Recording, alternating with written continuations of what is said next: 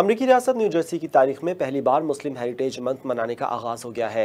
MHM के ज़ेरे एहतमाम पहले सालाना मुस्लिम हेरिटेज मंथ की तकरीब 6 जनवरी हफ्ते को पिस्कार्ट अवे लाइब्रेरी में होगी। रियासत न्यू जर्सी की पार्लियामान ने हर साल जनवरी को मुस्लिम सकाफती विरसा मनाने की करारदाद मंजूर की थी, जिस पर बाद में रियासती गवर्नर मॉर्फी ने बाकायदा दस्तखत किए थे। न्यू जर्सी मुस्लिम हेरिटेज मंथ कोलेशन ने साल 9 2024 के आगाज़ पर पहले सालाना मुस्लिम सकाफती विरसा का जश्न मनाने का फैसला किया, जिसके लिए तमाम तैयारियां मुकम्मल कर ली गई हैं। मुस्लिम सकाफती विरसे की तकरीब 6 जनवरी बरोज़ हफ्ते को पिस्कार्ट अवे पब्लिक लाइब्रेरी में दोपहर 1 बजे मुनक्किद होगी।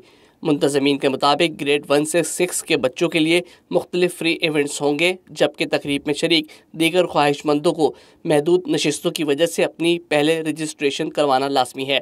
इस तकरीब में शुरका को मुस्लिम तहजीब, सकाफ़त, रिवायात, साइंसी उलूम में तरक्की, फलकियात और फ़नून लतीफ़ा समेत बहुत कुछ देखने और समझने को मिलेगा।